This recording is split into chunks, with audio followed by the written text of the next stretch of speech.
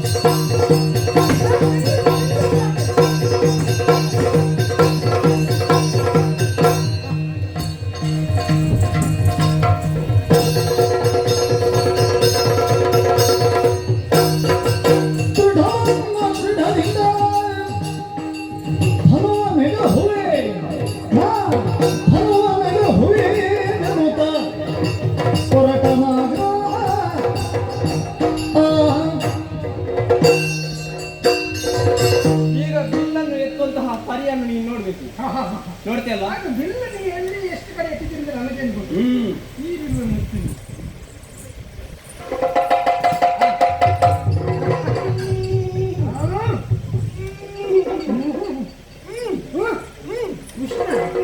ಉಷ್ಣ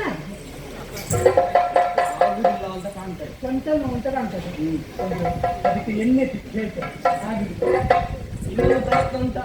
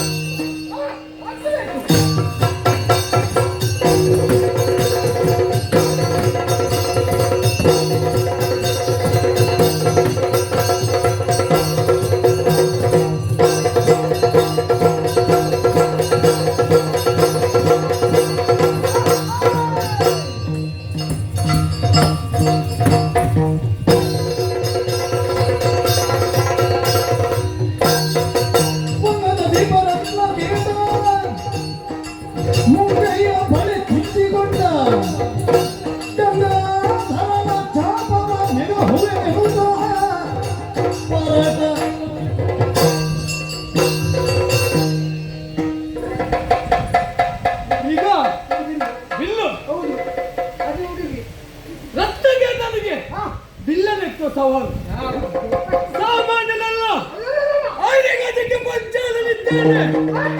ಮತ್ತೆ ನಿನಗೆ ಏನು ಅರ್ಥ ಆಯ್ತು? ನನಗೆ ಏನು ಗೊತ್ತಾಗಲಿಲ್ಲ. ಇರಲಿ ನೋಡಿ, ಈಗ ಅದಕ್ಕೆ ಪಂಚಾಲನ ಬಿಲ್ಲೆತ್ತುವಂತಹ ಬಗೆಯನ್ನು ನೀನೊಮ್ಮೆ ನೋಡು. ಆಗುತ್ತಪ್ಪ.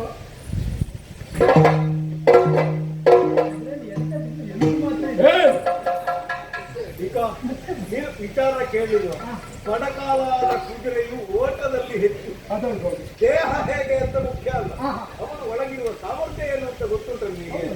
ಮಾಂಸವನ್ನೆಲ್ಲ ಸುರುಳಿ ಸುರುಳಿ ಮಾಡಿಕೊಂಡು ಸುರುಳಿಯಲ್ಲೇ ಮನೆ ಮಾಡಿದ್ದಾರೆ. ಈಗ ಬಿಲ್ಲನ್ನು ಎತ್ತಬೇಕು, ಮದುವೆ ಆಗಿ. ಒಂದು ಮಾತನ್ನು ಹೇಳ್ಬೇಕಾ, ಒಂದು ಪುಸ್ತಕವನ್ನು ಮುಖಪುಟವನ್ನು ನೋಡಿ ಹೀಗೆ ಅಂತ ಭಾವಿಸಬಾರದು. ಒಳಗೆ ಆದ ಅಗಾಧವಾದಂತಹ ಜ್ಞಾನವನ್ನು ಕೊಡುವಂತಹ ಸಂಪತ್ತಿರ್ತಾರೆ. ಹಾಗೆ ಮುಖ ನೋಡಿ ಮನೆ ಹಾಕುವುದಲ್ಲ, ಸತ್ವ ನೋಡಿ ತಿಳಿಯಬೇಕು. ಗೊತ್ತಾಯ್ತಲ್ಲ? ಮೊದಲ ಊಟ ನೋಡಿಯೇ ಸಾಕು ಅಂತ ಹೇಳುವುದಲ್ಲ, ಪೂರ್ತಿ ಓದಬೇಕು.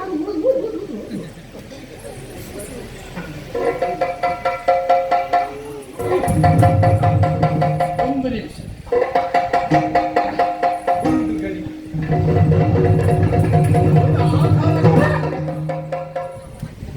ಅದಕ್ಕೆ ಮುಟ್ಟುಕೊಳ್ಳಲಿಕ್ಕಿಲ್ಲ.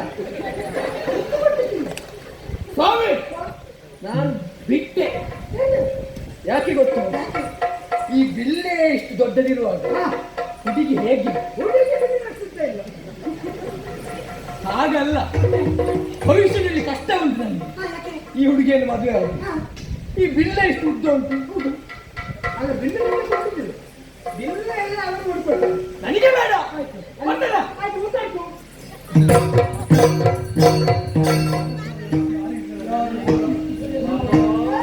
ರಾಮಜಿನ ಕುಲೇಚ ಬಾಲ ವನಜಲೋಚನ ರಾಯರೆಲ್ಲ ಬಂದು ಜನರಿಗೆ ಹೋದರು. ರಾವಣೇಶ ದಂಡ ಭಗ್ನನಾಗಿ ತೆರಳಿದ. ಶಿವನ ಚಾಪವನ್ನು ಮುರಿವ ಸಮಯ ಬಾಲಕ. ಶಿವನ ಚಾಪವನ್ನು ಮುರಿವ ಸಮಯ ಬಾಲಕ. ಅವನಿಗಾದೆ ಸೀತೆಯನ್ನು ಮರಿಸೋ ರಾಘವನ. ಇನಕುದೇ ಬಾಲ ವನಜಲೋಚನ ಶ್ರೀರಾಮ.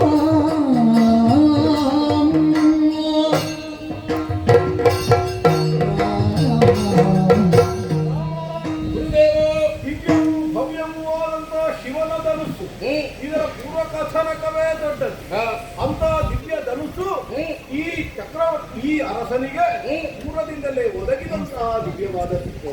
ಇಲ್ಲಿಯವರೆಗೆ ಅದನ್ನು ಕಾಪಿಟ್ಟು ಬಂದಿದ್ದಾನೆ. ಅಂತ ತನ್ನ ಮಗಳನ್ನು ಮದುವೆ ಮಾಡಿ ಕೊಡುವಲ್ಲಿ ಈ ಬಿಲ್ಲಿಗೆ ಹೆದೆಗೇರಿಸಬೇಕು ಅರಸರಾದವರು ಅನ್ನುವುದೇ ಮಾತು. ನೋಡಿದೆಯಾ, ಒಂದು ಅನೇಕ ರಾಜರುಗಳು ಸೇರಿ ಅದನ್ನು ಪ್ರಯತ್ನಿಸುವುದಕ್ಕೆ ಮುಂದಾದ. ಯಾರೊಬ್ಬರಿಂದಲೂ ಸಾಧ್ಯವಾಗದೆ ಹೋಯಿತು. ಹಾಗೆಂದು ದಶಕಂಠನೆ ಮೊದಲಾದವರು ಬಂದು ಪ್ರಯತ್ನಿಸಿದ್ರು. ಫಲ ಕಾಣದೆ ಹೋದಾಗ ಆ ಜನಕರಾಜನ ಕಣ್ಣಲ್ಲಿ ಕಣ್ಣೀರು ಸುರಿಯುತ್ತಾ ಇದೆ.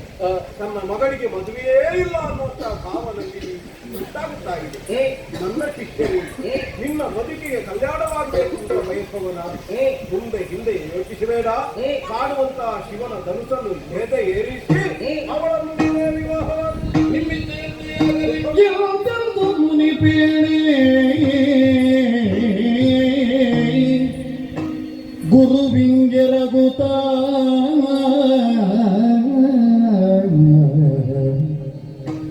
ಹಿರಿಯರಿಗೆ ತಲೆವಾಗಿ ಮನೆಯ ದೇವರಿಗೆ ವಂದಿಸುತ್ತ ಅಷ್ಟ ದಿಕ್ಕುಗಳಿಗೆ ಒಡಮಟ್ಟು ರಾಘವ.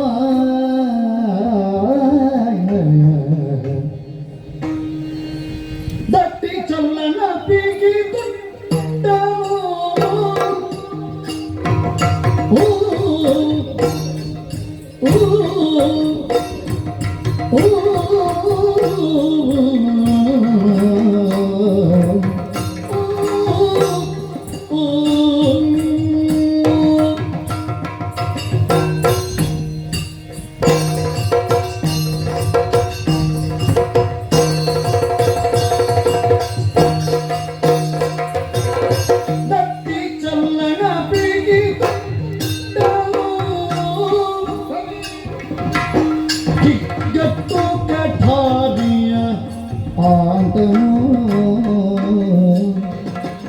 ಕಿಗ್ಗಟ್ಟು ಕಠಾರಿಯನಾಂತನು ಪಟ್ಟನೆ ಬಿಲ್ಲನು ಹಿಡಿದನು. ಅಧರಟ್ಟ ಧನುವ ಮುರಿದಿಟ್ಟನು.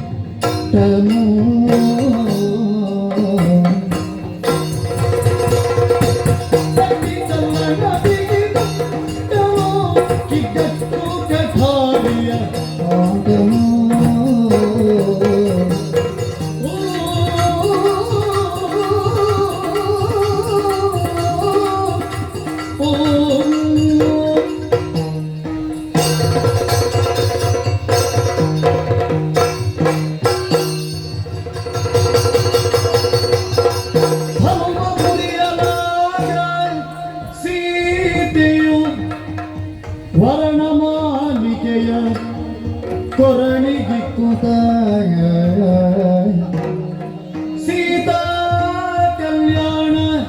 ವೈಭೋಗವೇ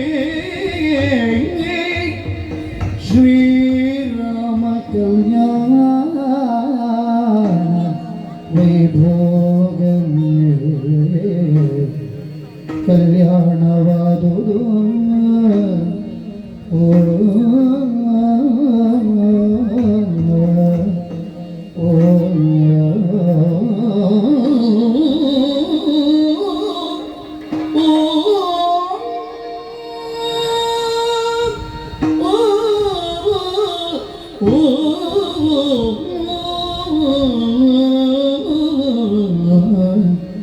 ಸೀತಾ ಕಲ್ಯಾಣವಾದುದು